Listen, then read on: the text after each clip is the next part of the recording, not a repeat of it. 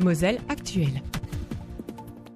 Jacques Oessler, bonsoir, soyez le bienvenu. Bonsoir Jean-Louis. Allez, on vous retrouve pour parler encore d'Europe et essayer de la faire mieux comprendre aux auditeurs de Radio Jéricho. Vous avez titré votre chronique de ce mercredi d'un titre assez particulier, une nouvelle apparition à Lourdes. Pourquoi ? Parce qu'il s'agit d'une apparition nouvelle, celle de l'Europe, en fait représentée par Sylvie Goulard. Parce que le 6 novembre 2013, Sylvie Goulard est intervenue devant l'Assemblée plénière de la Conférence des évêques de France. Elle est députée européenne, Alliance des démocrates et des libéraux pour l'Europe depuis 2009. Avant, elle a été chargée de mission au Centre d'analyse et de prévision du ministère des Affaires étrangères, également conseillère politique du président de la Commission européenne, Mario Prodi. Elle a été également rapporteure au Parlement européen sur les directives renforçant les contrôles économiques et budgétaires. Elle est également enseignante à Sciences Po et au Collège d'Europe de Bruges.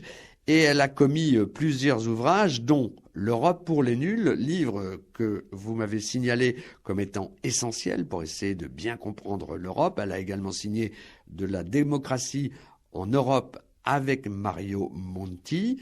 Et puis, elle est également l'auteur de L'Europe, Amour ou Chambre à part, qui est son dernier ouvrage. Elle a été également présidente du mouvement européen France de 2006 à 2010. Quant à vous, Jacques Oessler, eh bien, vous êtes à la tête du mouvement européen Lorraine. Alors, quel a été l'esprit de son intervention devant l'Assemblée plénière de la Conférence des évêques de France ? Eh bien, Jean-Louis, son intervention tourne autour de deux idées. La première, c'est qu'en ce moment de son histoire, plus que jamais, l'Europe unie a besoin de l'Église.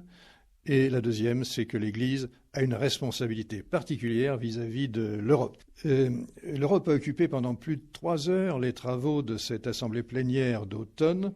C'est le signe que les évêques accordent une importance particulière à ce sujet. Jacques, vous dites, à ce moment de son histoire, plus que jamais, l'Europe unie a besoin de l'Église. Oui, parce que vous savez, Jean-Louis, que dans les traités sur l'Union européenne ne figurent pas les racines chrétiennes de l'Église.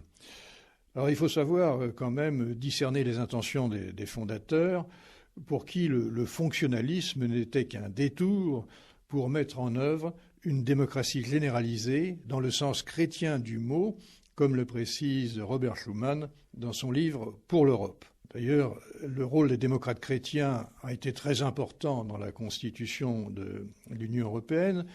Ce furent Robert Schuman, Konrad Adenauer, Alcide de Gasperi, avec le soutien du Vatican, aussi bien de Pie XII jusqu'à Benoît XVI. Alors j'insiste sur Benoît parce que le pape a choisi le nom du patron de l'Europe. Et au début, on a même accusé l'Europe d'être une Europe vaticane. Alors en cherchant bien dans le préambule du traité de l'Union européenne, on trouve le libellé suivant.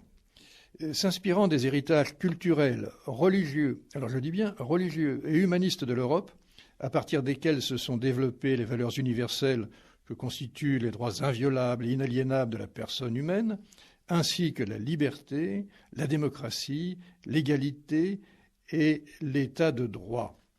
Il y a bien donc une présence allusive à ces origines chrétiennes qui ne sont pas mentionnées en tant que telles.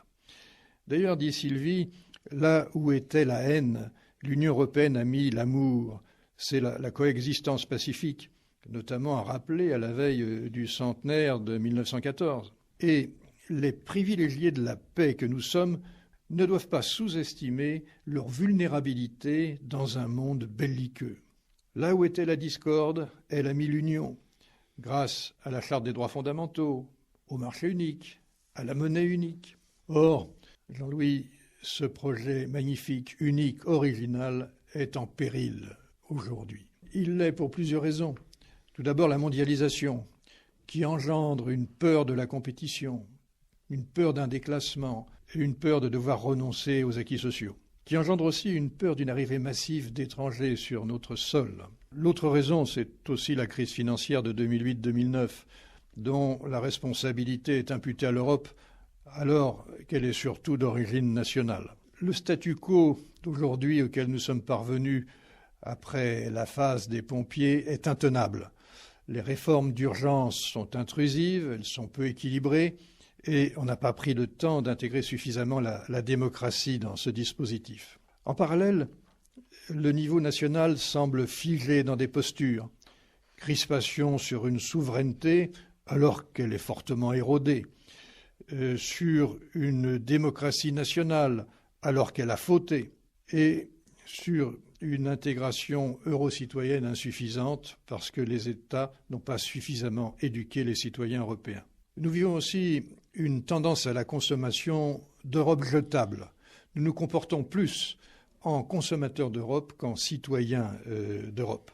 Et ceci est amplifié par les nouveaux canaux de communication qui sont plus émotionnels que rationnels et qui favorisent un rejet de l'Europe sans discernement, avec la sortie de l'euro, les fermetures des frontières, l'obsession identitaire. Jacques, revenons à l'Église et à ces propos qu'a tenus Sylvie Goulard devant l'Assemblée plénière des évêques de France.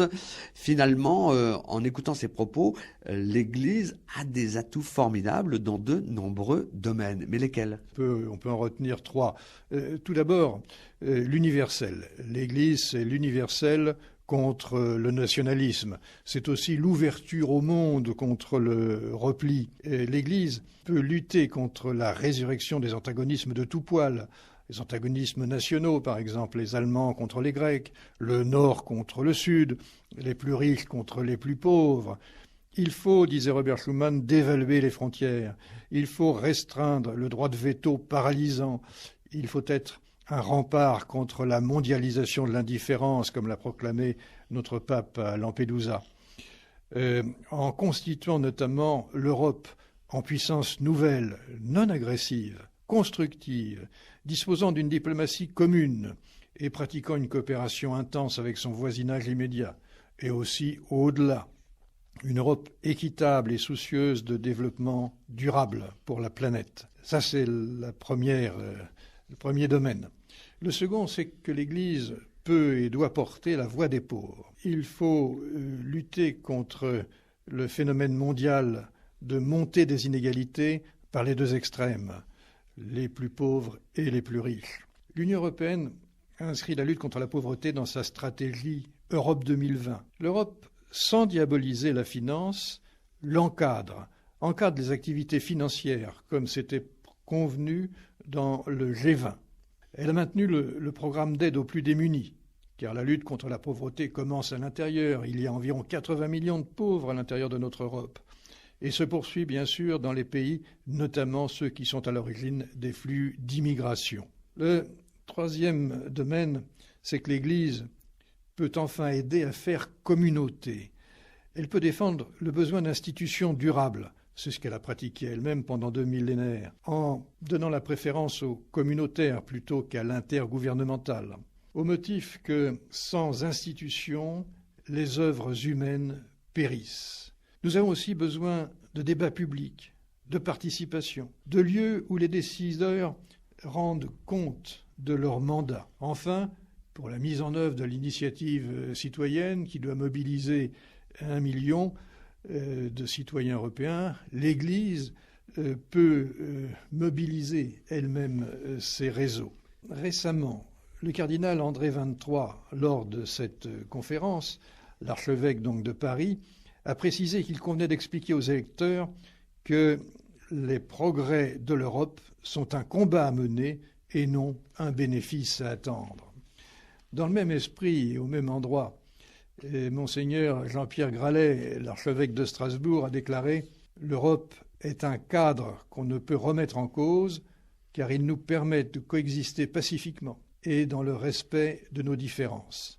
Cette armature est à distinguer des politiques européennes, parfois tatillonnes et pas assez respectueuses des particularismes culturels de chaque pays.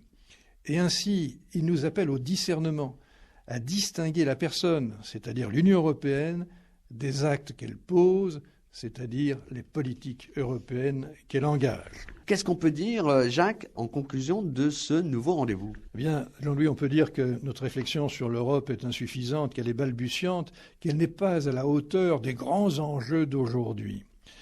L'Europe veut-elle être au service du monde ou être, plus banalement, un acteur de plus dans un jeu des États qui consiste à dominer et à tirer profit des situations?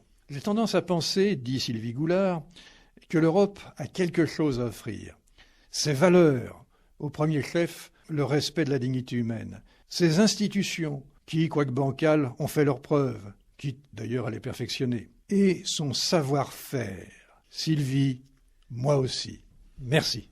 Alors justement, si on s'intéresse à ce sujet, je crois qu'on peut retrouver l'intégralité de son intervention sur un site.